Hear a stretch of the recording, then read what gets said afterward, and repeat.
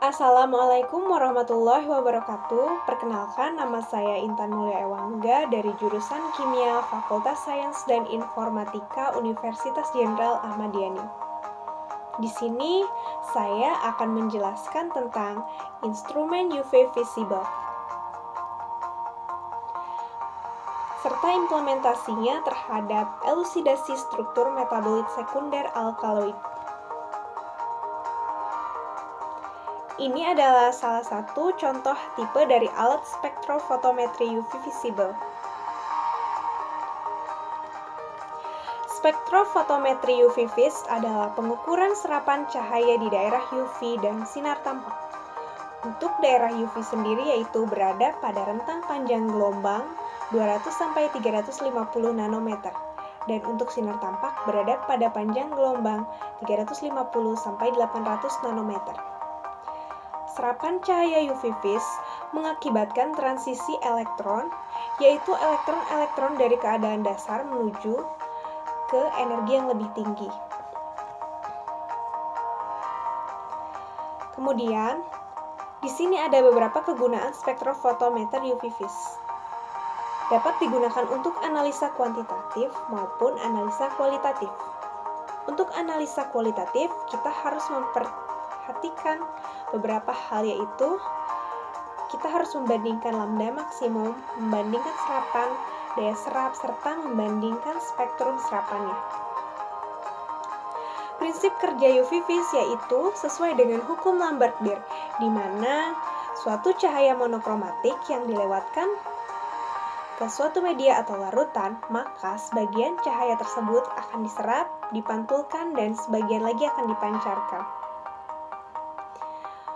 Berikut ini adalah skema spektrofotometri UV vis, di mana sumber cahaya yang berasal dari lampu deuterium maupun wolfram yang bersifat polikromatis akan diteruskan menuju lensa menuju ke monokromator.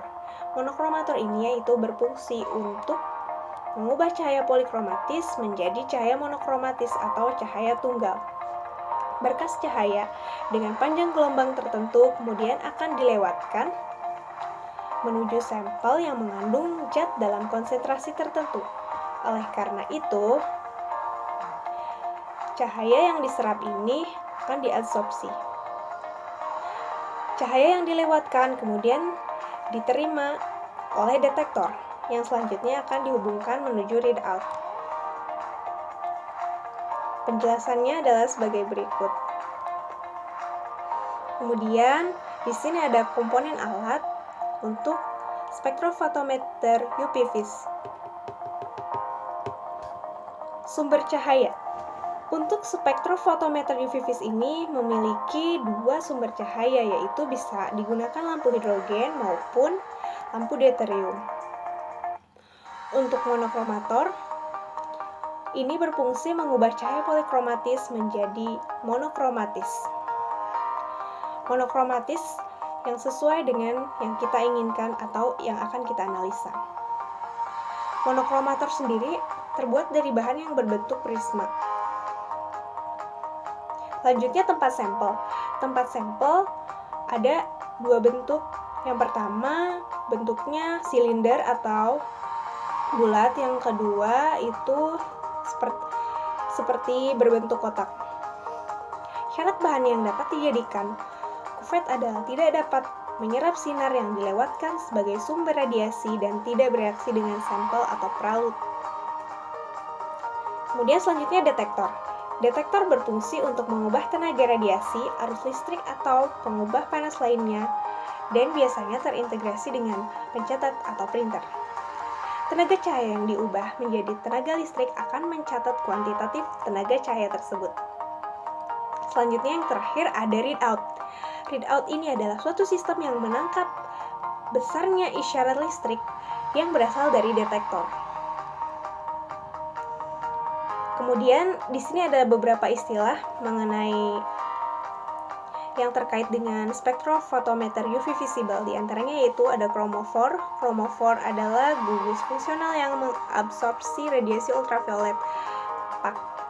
Kemudian hampir semua gugus chromophore mempunyai rangkap berkonjugasi seperti diena, xenon, benzen, dan lain-lain. Selanjutnya ada auxokrom. Auxokrom adalah gugus fungsional yang mempunyai elektron non-bonding dan tidak mengadsorpsi radiasi UV jauh.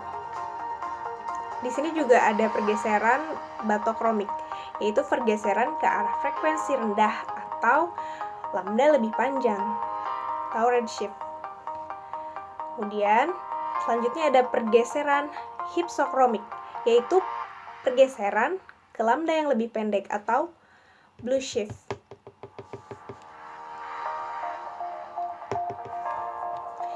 Implementasi spektrofotometri UV vis ini yaitu tentang elusidasi struktur metabolit sekunder alkaloid. Berikut ini saya menggunakan jurnal dari Universitas Negeri Gorontalo dengan berjudul Isolasi dan Karakterisasi Senyawa Alkaloid dari Daun Alpukat Persea americana Mill. Ini adalah struktur dari alkaloid sendiri. Di sini terdapat juga spektrum UV vis dari isolat praksi 7 dari jurnal tersebut. Hasil spektrofotometer UV vis isolat praksi 7 memberikan serapan pada panjang gelombang 238,5 dengan absorbansi 0,405. Serapan panjang gelombang 238,5 nanometer diakibatkan oleh adanya transisi elektron. Dugaan ini diperkuat oleh interpretasi data IR yang menghasilkan gugus CO dan NH yang memiliki elektron sunyi. Senyawa yang memiliki transisi elektron disebabkan adanya kromofor yang tidak terkonjugasi yang dapat mengabsorpsi cahaya pada panjang gelombang sekitar 200 nanometer. Berikut adalah penjelasan dari spektrum UV vis tadi.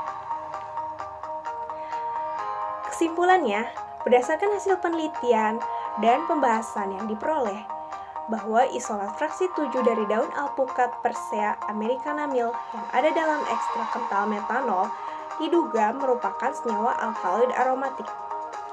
Dari data spektrofotometer UV vis dengan serapan panjang gelombang 238,5 nanometer serta hasil dari transisi elektron yang mengindikasikan adanya gugus CO dan gugus NH. Berikut ini adalah daftar pustakanya. Sekian dan terima kasih presentasi dari saya. Mohon maaf atas segala kekurangannya. Wassalamualaikum warahmatullahi wabarakatuh.